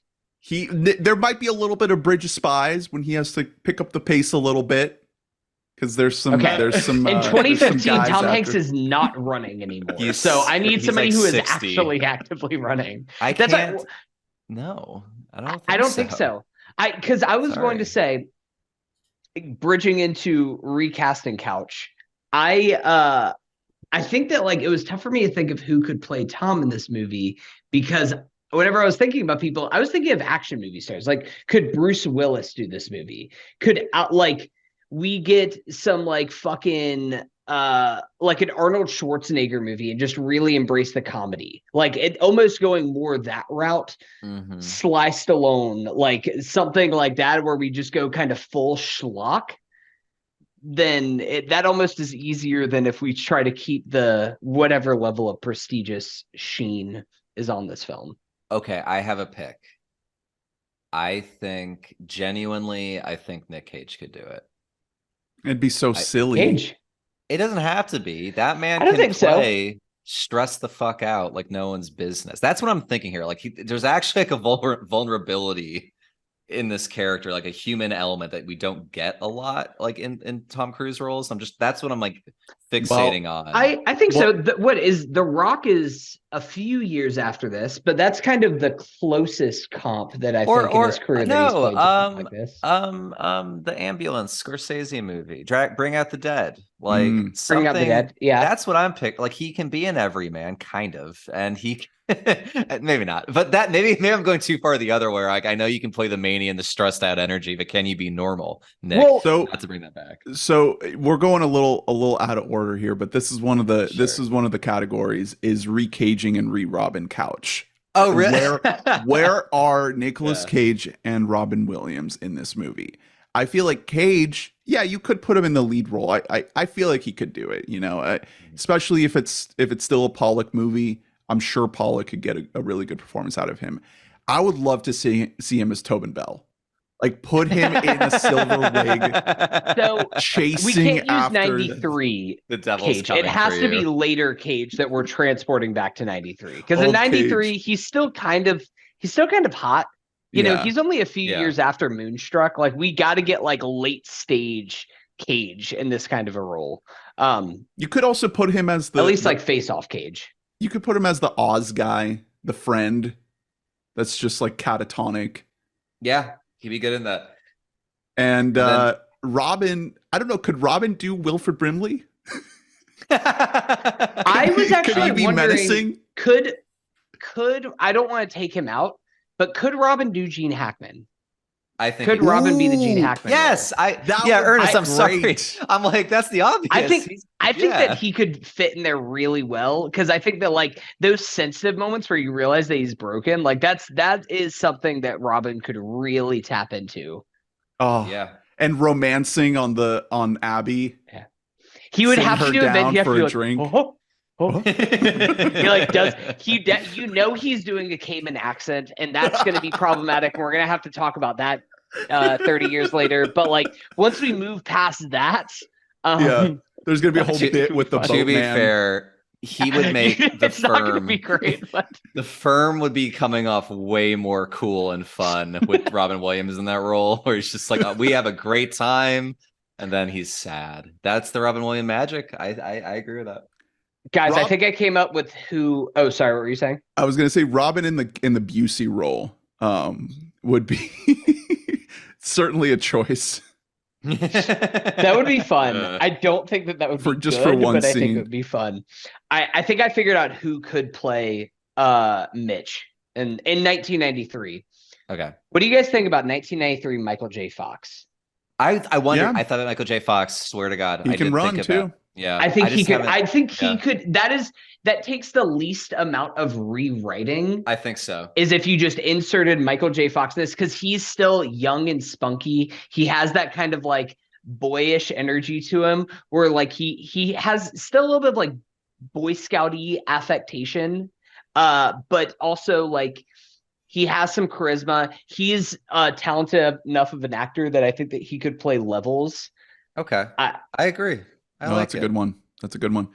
All right, the next category is favorite scene. What is your favorite scene in the movie? It's such like a building thing. It's hard to pick. I mean, yeah, I not guess like a sequence. I mean, I guess the running. the running.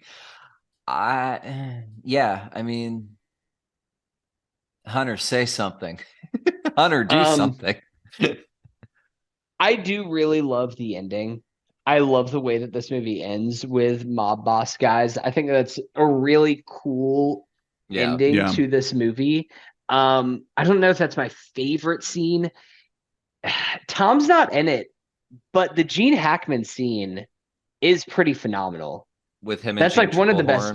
Yeah, that's one of the best moments of the movie. When he's saying you got to get out of here and all that, I think that I like that. Yeah, one. I mean the other category is most iconic moment. So if we say most iconic moment is the running, then the best scene in the movie might be that Hackman bit.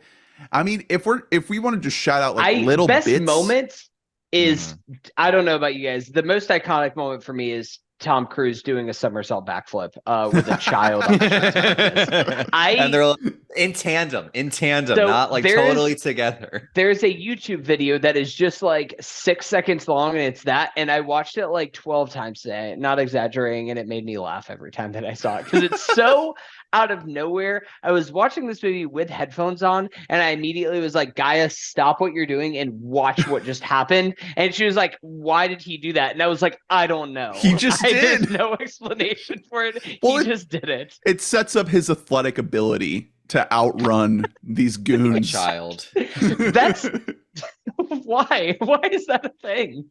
See, that is the only thing where I'm like, maybe Tom actually did the backflip, because that's something that like Tom Cruise would see and be like, I could do that. And Sydney Pollack's like, okay, Tom, go for it. Why would you write that in a script? Why would you write that down? It felt like a he rocks moment. We got to make sure, like for Tom's got to make sure he rocks, all of that. After it, I wrote down Tom is so cool. I wrote down he definitely wished he did that. Gotta shout out the intimidation scene, the Wilford Brimley intimidation scene. Yep. Like that has to be up there. Also just like little scenes, like the moment at the beginning where he comes in early and just starts touching the table, the conference room table, and just he's the only one in the room. And then the bit at the end with Strathairn hitting on Holly Hunter, and she's like, "Oh, that's not even my best feature." It's like, that rocks. There's so many little bits like that in this movie where you're just like, "Ooh, okay, there's some flavor here." Strathairn's got some riz in this movie. Oh, he could lay it on. Yeah. No, dripping. you see him come out there and he's just like, I have been in prison for a decade and like I'm ready to fuck. Okay, and Holly Hunter, here you are. So let's live on my boat together for the rest of our lives. But yeah, I think that ending with the mob guys is those guys, like they look like they were fresh out of the fucking Goodfellas set. They were. So one of the guys is from Goodfellas. Oh, one Sopranos. of the guys is from Godfather, right? No, he's from Sopranos. It's Sopranos. Okay. I could be wrong. I could be wrong. They just look like they get a lot of work. No, it is Goodfellas. He's the main guy. He's in prison with them. Yeah, he's like the main mob boss. That's what it was. Okay, I saw it and I was thinking the Godfather, like one of the main guys. It was just like that is the most Italian mobster man I've ever seen in my entire life. Like you cannot cast an Italian mobster guy without that. Is he the guy who kills our boy Pesci? who kills Pesci? I know think so. he's higher up. No, he's higher up on the rung. He's like the top guy. Oh, he's like one of the. Okay, gotcha. I haven't seen Goodfellas in a minute. But yeah, I love that whole little bit there. Just seeing Tom doing his thing. It's a great way to wrap things up. All right, next category, fellas. WYD. What would you do? What would you do if you got a hot new job and you figured out that things ain't what they seem? I don't think I'd be as clever as Tom Cruise. I'm 100% just taking the money and just embracing that I work for the mafia. I don't even know where you'd start with that. It's a whole fucking web. I mean, I just feel like and you know your house is bugged. I would do the backflip and immediately eat shit and like be in the hospital for 6 months and like go do something else. Eat shit and then they're like, actually, we're taking the job back. We are no longer offering you this position. I wouldn't be at Harvard. No, I don't know. I mean, that's a tangled web. I definitely wouldn't become an informant for the FBI. Yeah. I don't know. Listen, as long as we can agree that we won't fucking snitch no matter what. How much of this series has been like, would you do what Tom Cruise does? And you guys going like, I don't know if I would. That's pretty crazy. I don't know if I could do what Tom Cruise did. Well, we have the guy in the Mission Impossible movies where it's like, yeah, no, I could hang. I would do that. The Burj Khalifa. I could. Like, why not? I can fucking do it. I'm not scared of heights. No, you're good. No, I don't. If like in all honesty, I might like fucking kill myself. I don't know what I would do if I was in Tom Cruise's situation. Honestly. Or it's just like your life is over no matter what you do. Yeah. Especially if I tell my wife maybe I'll cheated on her and I wouldn't cheat on my wife. Here's the thing: I wouldn't cheat on my wife. So step one, no, that comes with the territory because they're blackmailing it. They're blackmailing you. That's true. That's true. They are blackmailing you. That's honestly going back to that. Like that's one of the craziest things about this whole movie is just how like little hesitation he has. He's like, oh, I guess I have to do this. Weird. What's even funnier? It's not set up in any way. Like him and his wife seem to have a really happy relationship with each other. The opposite is set up where the other girl's hitting on him at the bar, and he goes, "This isn't happening. I'm leaving." And then like later he cheats on the next girl. Like, wait, why? You just said you don't want to. I guess maybe the lesson of this movie is don't take a job in Memphis just because it pays well. Don't trust Memphis, I guess, is the final act there. Just don't take the job. If Beale Street could talk, walk the other way. Don't listen. Plug those ears. Okay. Last category is a little bit of a combo one. We're rating out of 5 the Tom facial situation. The hair, the brow, and the teeth. And then finally, now we can start rating the running. We haven't really been able to do this. There was a little bit of running in A Few Good Men. But as far as the hair, the brow, and the teeth go, I mean, we're operating at high capacity. I feel like it was a come up to get to this point, and I don't know if we're wavering from here on out. Like, I feel like we're going to be at a 5 out of 5 for a little while here until it'll dip a bit. But Tom's hot in this movie. Oh, like, well, actually, next time is Interview with a Vampire. So, so it's like and then we come back up. I feel like I'm looking at pictures of him right now, and he kind of feels like the Charmeleon in the evolution, where he's not quite a Charmander, but he hasn't reached like full Tom Cruise Charizard. Like his features are almost locked in. Good though, like I don't final form of Tom Cruise. Are we sure that is like his peak? Okay, sorry, I'm framing like 2000s Tom Cruise's peak. I don't know about now. I guess there's 4 in this. Which movie would you think say like is the Collateral peak? Tom Cruise is like peak Tommy? I think you got it. That or War of the Worlds era, like the shortcut. Like I like him with longer. See, I'm thinking more face than hair. There's a lot to dissect here. You guys are putting this on me really quick. Well, I mean, it could be a little bit of this. Like, it can be a 5 because his eyebrows are looking really good in one movie, because that's not always a given. It could be that's true. It could be the teeth. The teeth situation are really good in this movie, and that has been little all over the place. Well, that's what I'm saying. beginning of I the feel like series. he's got movie star money now. Like he's got the teeth fixed. Like he's putting money into the grooming. But he also, this movie has him looking like shit. Like I'm looking at a picture of him. I'm gonna put it in the group chat of like where he was in that final scene. So like, I Yeah. kind of like that vibe. Like I'm gonna give him a Is it 4 overall. It's him where he looks like it looks like he's Yeah. been like That's a tough he has one. not by a slept for zombie. like 4 days straight. He looks fucked up in this. Yeah, in this he picture really you sent. looks. It's so vivid to me. It's like him looking like he has fought off the world. I don't know. I'm gonna Like give him a he 4 looks out of more. 5. It'll be interesting to see this compared to Interview with the Vampire because he looks vampiric in Yeah. this one picture. I mean, he's strung out, man. He's tired. He's got like syphilitic like energy. There's a whole he is afflicted in this. I don't know. It's well done. It's well done. I think there's some good hair and makeup happening there. And then finally, the 4.5. running. The running. I feel like I want to give this like a 4 out of 5. I don't know where the ceiling is at. We're Yeah. starting hot. We're starting Yeah. like really It's- intense. Seems pretty formed. So, but you don't want to go at 5 because you don't know Well, where 5 it can go is from here. Fallout. Like That's 5. true, that's I don't true. know. I don't know how Yeah. often he hits 5, but the scene in Fallout of him running after Cavill in London Yeah. is like that is.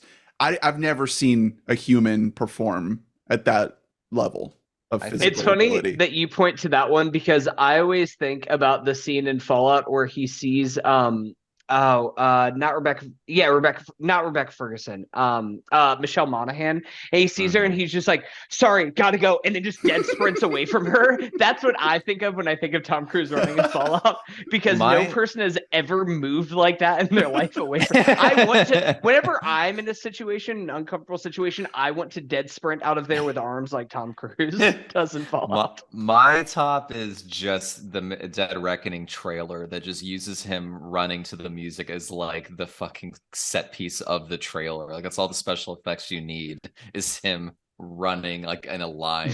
The shot of him running in the Abu Dhabi airport, like the shot where he's like running on the roof and you can see him through the window. Yeah. That's so and they're cool. like, where is he?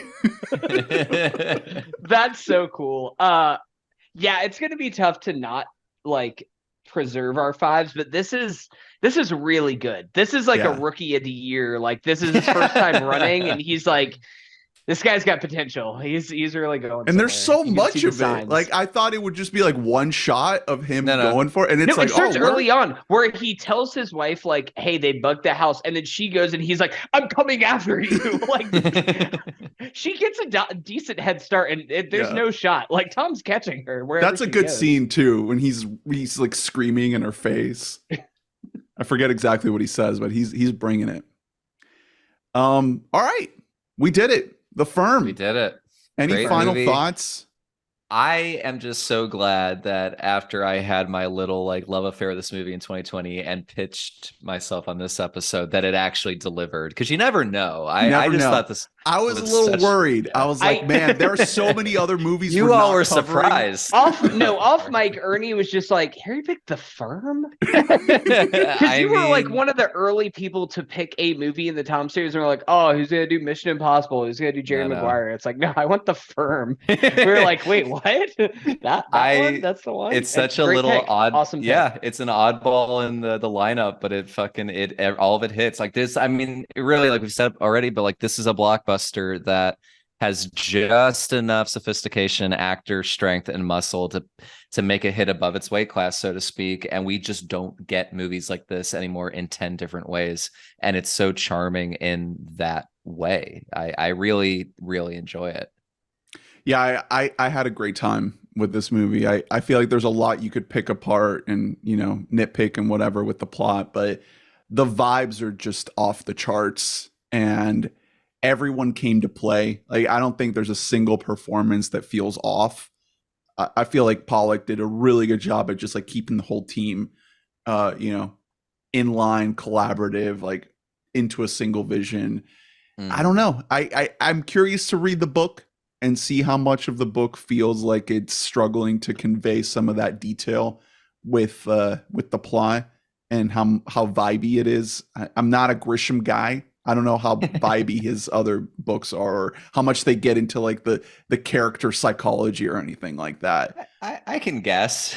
Probably not a lot, but hopefully. I mean, yeah, these are books that you can read in like the span of a flight, you know.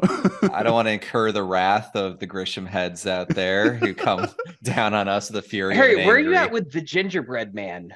You got a lot of takes on the gingerbread man. I'll get to it. The Lincoln lawyer. Is that Grisham? It's gotta be. There's no way it's not. It should be, right? It has. There's no way. Before we wrap up real quick, Christmas with the Cranks is a Grisham novel. Is it? What's up? Grisham adaptations had a major run in this 90s. era. Mm-hmm. Oh my God! Wait. So wait, the Chamber is 96. The Client's 94. Is Christmas with the Cranks actually a Grisham? I'm not joking. It's a Grisham. It's on this IMDb list. I hope they're not lying. I need to look up. I keep thinking that's Meet the Fockers, which I know it's not, but I just want to see Christmas with the Rainmaker. I've always wanted to see that. Pelican Brief, which we mentioned earlier. Francis Ford Coppola's The Rainmaker. Any final thoughts? Are we done? Is that it? The Firm? It's a banger of a movie. I know people have now listened 2 hours into this podcast, but I think they all three of us recommend it. Yeah, I would say I really like it. It's one of my favorites of the pod so far. We'll see where it stacks up in the end. But judging by some of the reviews on Letterboxd, some of the mutuals, I feel like I'm slightly above the consensus. I feel like we're slightly above the majority. There are some 4.5 stars in there, but it's a 3.4 average. So I feel like most people are like, it's okay. I'm like, no, guys, it's a bit of a banger. It's a bit of a banger. Okay, just be on its wavelength. Don't think about it too much. All right. They're not invited to the Cayman Islands, the Hyatt at Cayman Islands with us. We'll get a suite. All right. Thank you all for listening and tuning in. Please rate, review, subscribe, like, and comment. Let us know your thoughts on The Firm. Check out weboughtamic.net to get every episode in your inbox. Join the Discord, donate. Thank you, RunP, and all the donors for supporting this episode. Patreon.com/weboughtamic. $5 a month. Support all the hard work that goes into making the show. Harry, thank you so much. Glad to for be coming here. on. Glad to talk about a great movie. Anything you want to let the people know? Oh, just, stay in school, try to go to Harvard, and apparently don't take jobs in Memphis. That's really what we're learning from our movies these days. But I think by the time this episode is published, you will be a married man. Yes. So congratulations. We're heading to the Cayman Islands. We're scuba diving into a volcano. I've heard that things are going to get really well for you. I won't be able to attend, but my friend, the Nordic man will be appearing in my place. So maybe that's the +1 on that. And we will have to wait a day because you can't travel a day after scuba diving. That's true. Yeah, you can't fly and scuba on the same day.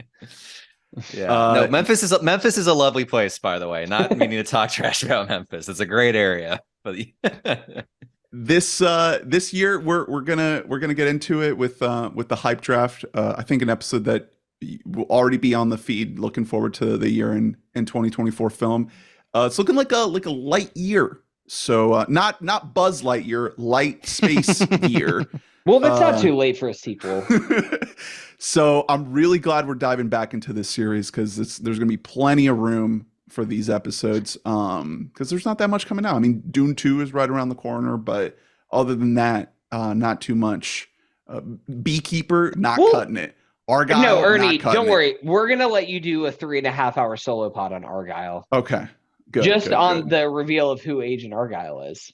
I don't know. I've heard, and Ernie, you can neither confirm nor deny this because you might be under oath from the Critics Association. I heard that the true Agent Argyle is the #Hillary Barbie tweet. Yeah, #Hillary Argyle. Hillary Argyle. So next week we're keeping the Tom v Tom train going.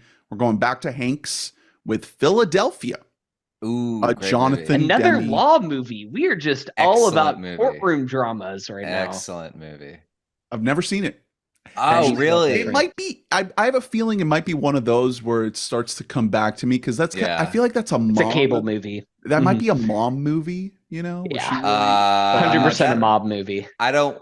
You say a mom? M-O-M? Mom. Yeah, MOM. mom movie. Oh, Moms I think- love Philadelphia. I don't. Okay, I can't speak. My mom didn't watch it, but Oh, it so is your a much... mom doesn't like the age characters, huh? All right, let's Your mom doesn't sidestep like this. LGBT.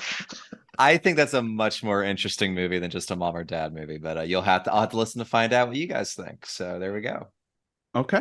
All right. Well, stick around for that. And yeah, we teased the interview with a vampire. I think we're flipping back and forth a little bit here with one Tom and the other. So yeah, stick around. It's going to be fun. Back to Tom, back to Hanks and Cruise. Thanks again, Harry. Thank you. See you next time. Bye-bye. Bye.